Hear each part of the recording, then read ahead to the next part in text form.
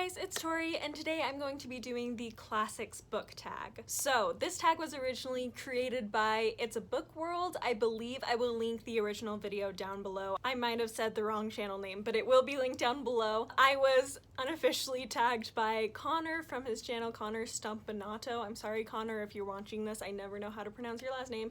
Technically, he didn't actually tag me. He just said, if you want to do this, you should, and I tag you, so I want to do it. So I'm saying he tagged me, and I will link that video down below as well.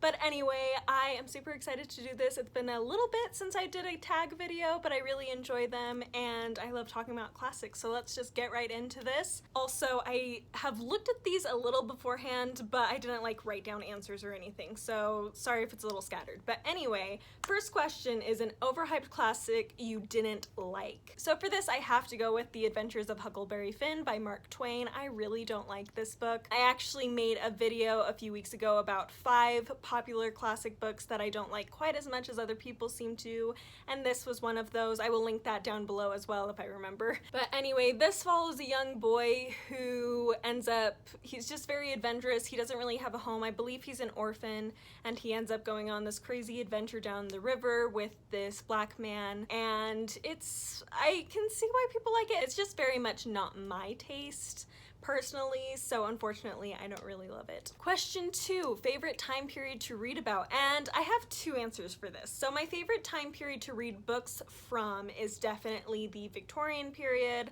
I love, or just the 19th century in general. I also like the early 20th century, but the 19th century is very much my niche as far as reading classics. However, when I read nonfiction and even historical fiction, I tend to gravitate a little bit more towards medieval and Renaissance type things.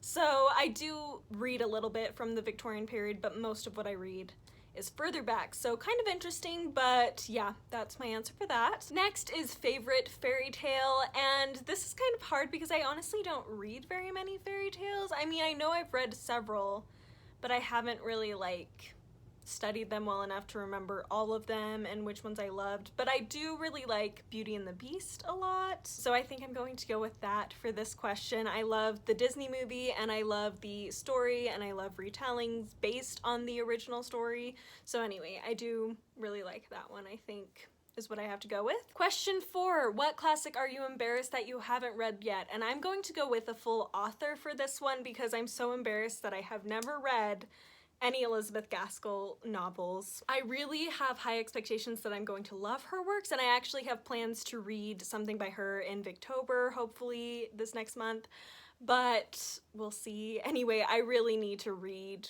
something by her, specifically North and South, I guess I could say, although I don't think I'm gonna start with North and South for her just because of my personal preferences, but yeah, I really need to get to her. Next question, top 5 classics that I need to get to soon, and I'm going to have to think about this for a second. I'm not going to say Elizabeth Gaskell just because I already mentioned her, but some that I've had my eye on recently are The Odd Women by George Gissing, The Half-Sisters by Geraldine Dewsbury, Julius Caesar by William Shakespeare, A Tale of Two Cities by Charles Dickens, and A Study in Scarlet by Sir Arthur Conan Doyle, or really just Sherlock Holmes in general. Yes, I am aware that those were all mostly Victorian literature, but I'm just working with what I have in front of me, and most of the books I have at my apartment with me right now are in preparation for Victober. So anyway, there's those. Next is favorite modern book or series that is based on a classic. For this, I'm going to have to go with Circe by Madeline Miller. I absolutely love this book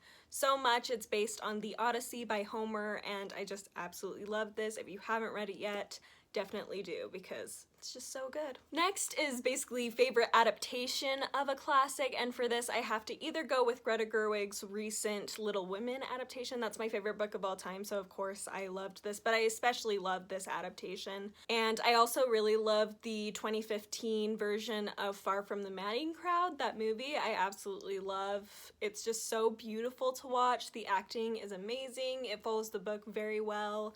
Just love it. Next is favorite editions you'd like to collect more classics from. So recently I've really been focused on Penguin Black Spines and Oxford World's Classics, specifically the yellow ones that are a little more flexible. They're kind of like the mass market paperback version of the Oxford World's Classics, but they're just really open so well to where the spines don't crack, so we always love that. And they have good notes, so I really like that. Yeah, those are the two that I've really been focusing on recently. As far as pretty ones, I really like the Penguin English Library editions. I also really like the Penguin cloth-bound editions as well, so those are some I kind of look for here and there, but I usually prefer to get ones with good notes rather than beautiful covers, unless it's like a favorite series of mine or a favorite book of mine. Oh, I just realized I skipped question 8. So question 8 was worst classic to movie adaptation, and I have to go with Atlas Shrugged for this one.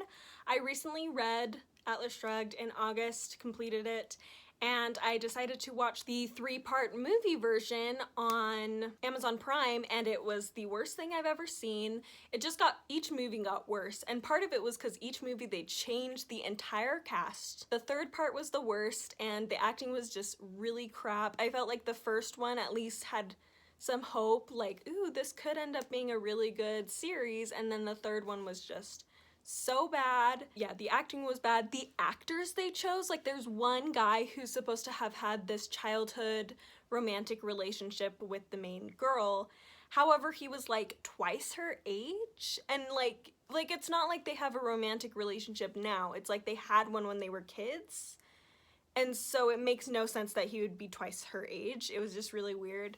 And then like there was this other character who's supposed to be super just charming and attractive and young. Well, there were 3 characters that were supposed to be young, the same age because they went to college together, and 2 of them were like way older than one of them. It was just really, really awful, and I just felt like they cut out so many things that would have propelled the message better forward better, and it was just not, it was horrible. I mean, Percy Jackson, Inkheart, and Atlas Shrugged are like the 3 worst movie adaptations I've ever seen in my life. So anyway, there's that.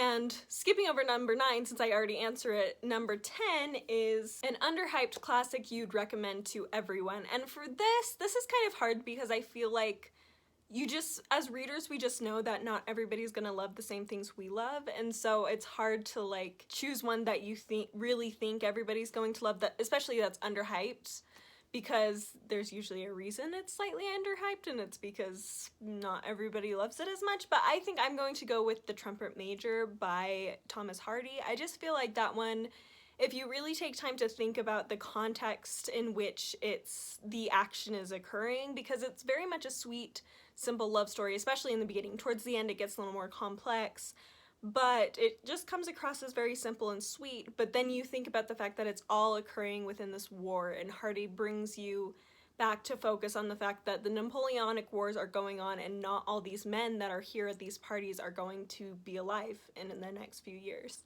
And so it's just very interesting to read, and I think Hardy creates such great atmosphere that it was like the perfect story for him to write.